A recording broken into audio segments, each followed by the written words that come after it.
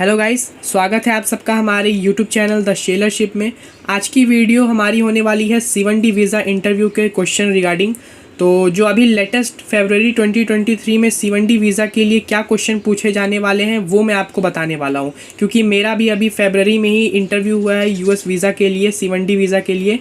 तो जैसा कि आप सब जानते हो, C1D वीज़ा सीफेरर लोगों के लिए होता है जो शिप पे काम करते हैं, और ये काफ़ी इम्पॉर्टेंट वीज़ा ये कैटेगरी में आती है। अगर आपको USA से ज्वाइनिंग करनी है तो ये वीज़ा आपके पास कंपलसरी रहना ही चाहिए। तो मुझसे क्या क्वेश्चन पूछे गए थे, मैंने उसका कैसे आंसर दिया था, वही सेम क्वेश्चन आपसे भी पूछे जाने वाले हैं, क्योंकि मैंने वहाँ पर देखा था ऑलमोस्ट हर C1D वीज़ा जो भी एप्लीकेंट आया था उससे ऑलमोस्ट सेम क्वेश्चन ये रिपीट करके पूछा जा रहा था। तो प्रोबेबली चांसेस हैं कि आपसे भी यही क्वेश्चन पूछे जाएंगे। तो आइए मैं बताता हूँ कि आपको इसका एग्जैक्ट राइट आंसर क्या देना है। तो देखिए, पहला क्वेश्चन मुझसे US कॉन्सुलर ने पूछा था, what is your duties on board vessel.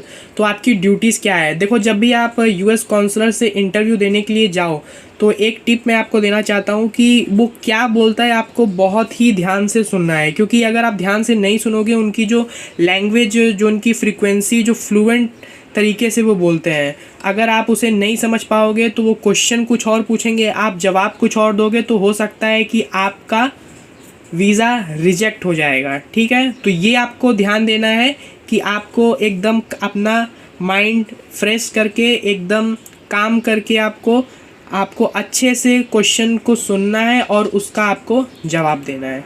तो देखिए, पहला क्वेश्चन जैसे है हमारा, what is your duties on board vessel. तो इसका आंसर आप क्या दे सकते हो। देखो, जब भी आप अपने DS-160 फॉर्म जब आपने फ़िल किया होगा, आपके कंपनी ने अगर फ़िल किया होगा, वैसे आपको खुद फिल करना चाहिए। जब आपने इसे फ़िल किया होगा DS-160 फॉर्म को, तो वहाँ पर एक ऑप्शन आता है, ब्रीफली डिस्क्राइब योर ड्यूटीज़। तो वो वहाँ पर आपको अपनी ड्यूटीज़ मालूम होनी चाहिए शिप पे, क्योंकि अगर ये क्वेश्चन में अगर आपने गड़बड़ कर दिया तो US कॉन्सुलर 100% आपका US वीज़ा रिजेक्ट कर देगा।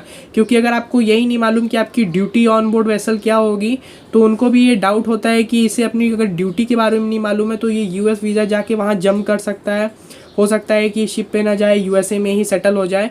तो ऐसा आपको बिल्कुल नहीं करना है, आपको वो अच्छे से याद करना है, ब्रीफली डिस्क्राइब योर ड्यूटी में क्या है। तो मैं तो ऐसा ट्रेनिंग वेज जा रहा था, तो मैंने इसका जवाब दिया था कि chipping, painting, maintenance on deck, assist to bosun on board vessel, these are my some duties on board vessel.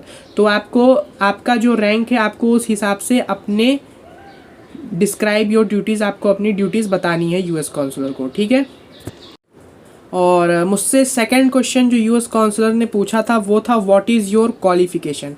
तो एक बात हमेशा याद रखिएगा, आपने रिसेंट में आपकी जो भी क्वालिफ़िकेशन होगी, मैं तो आपको सजेस्ट करूंगा कि आप अपने ट्रेनिंग पीरियड के हिसाब से ही आप इसका जवाब दीजिएगा। ठीक है, इसका आप आंसर ये दे सकते हो, व्हाट इज़ योर क्वालिफ़िकेशन। अगर ये क्वेश्चन पूछता है, जो कि पूछेगा ही, आपको इसका जवाब देना है कि after completing my 12th I take the admission from this institute and I completed my this and this course from this period of time। तो आपको ये बताना है। ठीक है, क्वालिफिकेशन में आप बेसिकली अपने जो आपने ट्रेनिंग जहाँ से किया है, आपके कोर्स का ड्यूरेशन क्या था, आपको सिर्फ वही जवाब देना है। बाकी ये आपको कुछ नहीं बताना है कि मैंने 10th यहाँ से किया, 12th यहाँ से किया, ये सब से उनको मतलब नहीं है। आपका जो रिसेंट क्वालिफिकेशन होगा, आपने DS-160 में फॉर्म में जहाँ आपने फिलअप किया होगा तो वहाँ पे नेम ऑफ़ द इंस्टीट्यूट आया होगा, तो वहाँ पर भी आपने अपने ट्रेनिंग जहाँ से किया है, GP रेटिंग अगर किया हो, या DNS या BSc नॉटिकल साइंस जो भी किया हो, आपको सिर्फ वही क्वालिफ़िकेशन बतानी है। तो ठीक है, इसका आंसर आपको यही देना है।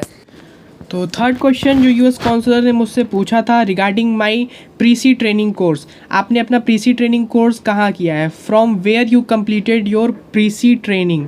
तो जिस भी इंस्टीट्यूट से आपने अपना कोर्स मर्चेंट नेवी का किया हुआ है, चाहे वो GP रेटिंग हो, ETO का कोर्स हो, BSc नॉटिकल साइंस हो या DNS, आपने जो भी ट्रेनिंग जिस इंस्टीट्यूट से किया है, आपको सिंपली उस इंस्टीट्यूट का नेम यहाँ पर मेंशन करना है। ठीक है, आप ये बोल सकते हो, I completed my pre-sea training course from this institute. अगर आप चाहो तो उस ट्रेनिंग पीरियड का आप ड्यूरेशन बता सकते हो कि I completed my pre-sea training course from January 2018-19 या जो भी आपने जिस ईयर में भी किया होगा प्रीसी ट्रेनिंग, आपको वो मेंशन करना है।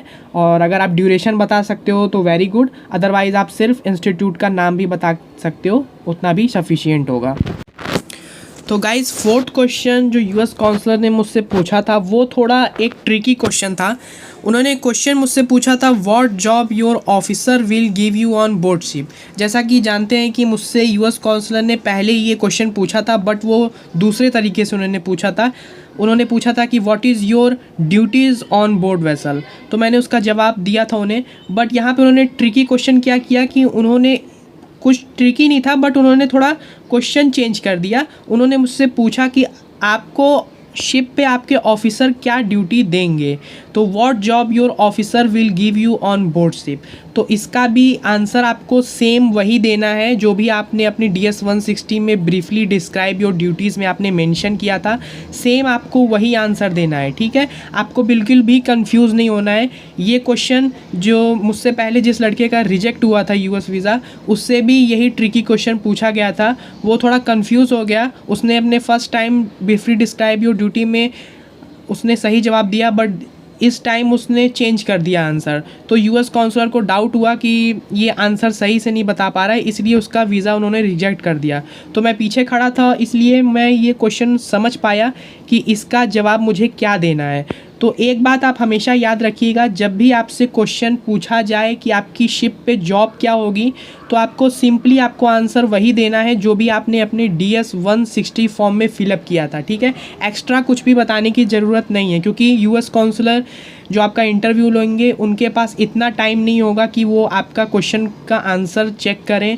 तो आप जवाब दो जो भी आपने अपने DS 160 के फॉर्म में फ़िलअप किया है। बाकी और भी क्वेश्चंस हैं जो कि आपको कंपनी लेटर में आपको मिल जाएंगे, जैसे कि port of joining, date of joining क्या है आपका रैंक क्या है, आपकी सैलरी क्या है, आपका कॉन्ट्रैक्ट मंथ कितने पीरियड का है। तो ये सब क्वेश्चन भी पूछे जा सकते हैं, तो वो आप अपने कंपनी लेटर को अच्छे से रीड कर लेना। So guys one more thing is very important that I want to tell you is good gesture is very important.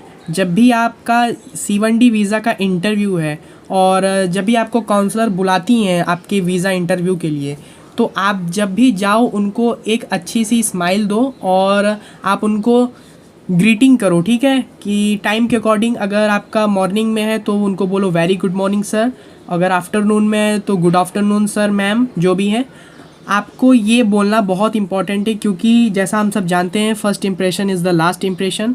और अगर आप एक अच्छी सी स्माइल अपने फेस पे रखोगे during your visa interview and अगर आप प्रॉपर आंसर देते हो तो 110% आपका वीज़ा क्लियर होकर ही रहेगा। ठीक है, ये हो जाता है क्लियर, इसमें कोई प्रॉब्लम नहीं होती, बट आपको क्वेश्चन जो काउंसलर आपसे पूछेगा आपको उसे ध्यान से सुनना है। ठीक है, आपका इंटरव्यू हार्डली 4 to 5 मिनट्स होने वाला है, इससे ज़्यादा बिल्कुल नहीं होगा, क्योंकि बहुत भीड़ होती है, उन्हें बहुत लोगों का इंटरव्यू लेना होता है। तो मैं उम्मीद करता हूँ कि जो भी क्वेश्चंस मैंने आपको बताए हैं वो आप अच्छे से प्रिपेयर कर लो, और जब भी आपका इंटरव्यू होने वाला है ये क्वेश्चन तो आपसे पूछे जाने वाले हैं, क्योंकि ये लेटेस्ट क्वेश्चन है। बाकी आप अपने कंपनी लेटर को भी अच्छे से रीड कर लेना, और हो सके तो जो भी आपने अपने DS 160 फॉर्म को फिल किया था उसका एक प्रिंट आउट निकाल के डेली उसे आप रिवाइज़ करते जाओ। उससे क्या होगा, आपका एक कॉन्फिडेंस आएगा और आप आंसर अच्छे से बता पाओगे। तो मैं उम्मीद करता हूँ आपका वीज़ा क्लियर हो जाए। अगर वीडियो अच्छी लगी हो तो चैनल को सब्सक्राइब करके लाइक करिएगा।